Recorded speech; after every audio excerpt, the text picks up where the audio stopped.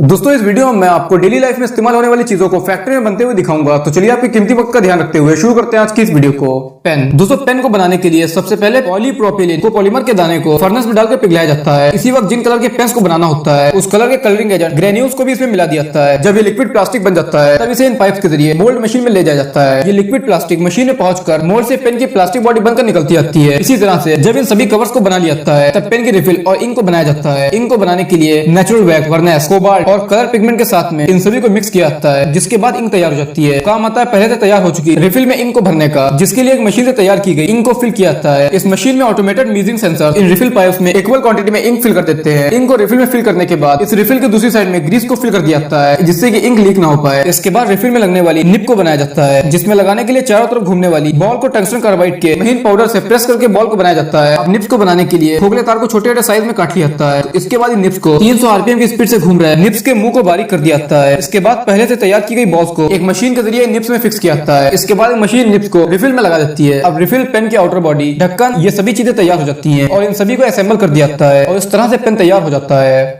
Iron bars. दोस्तों चलिए जानते हैं कि लोहे की सरिया को कैसे बनाया जाता है। सबसे पहले लोहे के खराब स्क्रैप को फैक्ट्री में लाया जाता है और इसे आग की भट्टी में डालते हैं, जिससे कुछ देर बाद इसे पिघल जाता है और तब इसे एक रोलर मशीन से बाहर निकालते हैं। इसमें से निकालकर ये लोहे की शेप में आ जाता है। इसके बाद इस रॉड को फैक्ट्री में मौजूद बहुत सी रोलर मशीन से गुजारा जाता है। बार बार इसे इनमें से गुजारने से ये रॉड लंबी और पतली हो जाती है और ये सरिया के शेप में आ जाती है। इस दौरान ये प्रोसेस देखने लायक होता है। इस प्रोसेस के बाद इसे कुछ वक्त के लिए ठंडा होने के लिए रख दिया जाता है और ठंडा होकर ये सभी सरिया तैयार हो जाती है और अब आखिर में इनका बंडल बना दिया जाता है। सोप। दोस्तों सोप को बनाने के लिए सबसे पहले कास्टिक सोडा में नेचुरल फैट को मिलाया जाता है और इसमें सेंट को मिलाकर काफी वक्त तक खौलते हुए पानी के साथ गर्म किया जाता है, जिसके बाद ये मिक्सचर काफी गाढ़ा हो जाता है। अब इस पर प्रेशर अप्लाई करके कन्वेयर बेल्ट से आगे भेजा जाता है। इसके बाद ये लिक्विड हार्ड होना शुरू हो जाता है। अब इसे रोलर्स के बीच से गुजारा जाता है। उसमें से निकलकर वो मिक्सचर ऐसे रिबन के शेप में आ जाता है, जिसे आगे ग्राइंडर छोटे छोटे टुकड़े में काट देता है। अब इसे आगे एक मिक्सचर मशीन में भेज दिया जाता है। यहाँ इसमें कलर को मिलाया जाता है और साथ ही साथ सेंटेड ऑयल को भी मिला दिया जाता है। इसके बाद इस साँचे से मिक्सचर को कॉम्प्रेस किया जाता है, जिससे इसकी लंबी लंबी भट्टियां तैयार हो जाती है, जिसे एक मशीन छोटे छोटे साइज में काट देती है, जैसा कि आप इस वीडियो में देख सकते हैं। अब एक मशीन इसके ऊपर कंपनी की ब्रांडिंग लगाकर पैकेजिंग के लिए आगे भेज देती है। Euro currency. दोस्तों आप में से बहुत से लोग ये बात जानते होंगे कि यूरो करेंसी दुनिया की कुछ सबसे स्ट्रॉन्ग करेंसी में से एक है। चलिए आपको दिखाते हैं कि यूरो करेंसी नोट्स कैसे तैयार किया जाता है। दोस्तों जर्मनी में मौजूद जगह पर यूरो नोट्स को बनाया जाता है। इसे बनाने के लिए कॉटन फाइबर का इस्तेमाल किया जाता है। कॉटन फाइबर से बनाने की वजह से इन्हें ज्यादा लंबे समय तक रफली इस्तेमाल किया जा सकता है। जब इससे पेपर को तैयार कर लिया जाता है तब इनमें सिल्वर थ्रेड और कुछ खाद स्टैम्प्स को लगाया जाता है। अब इन नोट्स को आगे एक मशीन में प्रिंट करने के लिए भेज दिया जाता है। अब इनके ऊपर पेंट से नोट की कीमत को लिखा जाता है। इस पेंट को बनाने के लिए खास तरह के पिगमेंट का इस्तेमाल किया जाता है, जो कि ग्रीन से ब्लू शेड में होता है। इन कलर शेड से नोट के असली होने के बारे में पता चलता है। अब इन नोट्स को एक मशीन से एक पार्टिकुलर साइज में काट लिया जाता है और इस तरह से नोट्स तैयार हो जाते हैं। टायर्स। दोस्तों चलिए आप जानते हैं कि गाड़ी में लगने वाले टायर्स को कैसे बनाया जाता है। इसे बनाने के लिए नेचुरल और सिंथेटिक दोनों रबर का इस्तेमाल किया जाता है। सबसे पहले रबर में बहुत से केमिकल्स को मिलाया जाता है और उसे नीचे से हीट दे रहा है ब्लेंडर्स में डाला जाता है। साथ ही साथ उसमें कार्बन ब्लैक को भी मिलाया जाता है और इसी वजह से टायर का कलर ब्लैक होता है। अच्छे से मिक्स होने के बाद वो डो जैसा बन जाता है, जिसे रोलर्स के बीच से गुजारकर शीट्स के शेप में ले आया जाता है। इसके बाद इसे एक रोलर जैसी मशीन पर चढ़ाया जाता है, जिसके बाद ये टायर के शेप में आना शुरू हो जाता है। अब अगर इसके ऊपर लाइंस को बनाना होता है तो डिफरेंट कलर से इस पर लाइन बनाई जाती है और इसके ऊपर उस टायर कंपनी के लोगो को भी लगा दिया जाता है। इसके बाद इसे एक दूसरे सांचे में डालकर इसमें गर्म हवा को भरा जाता है और इसी दौरान टायर के एक्स्ट्रा पार्ट को भी काट दिया जाता है। जब ये ठंडा हो जाता है तो ये टायर तैयार हो जाता है।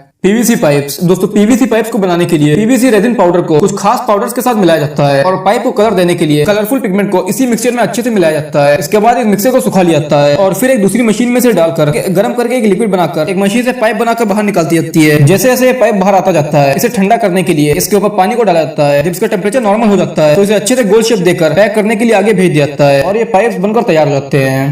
दोस्तों आज की इस वीडियो में बस इतना ही। अगर आपको ये वीडियो अच्छी लगी हो तो प्लीज वीडियो को लाइक करिएगा और चैनल को सब्सक्राइब करिएगा। थैंक्स।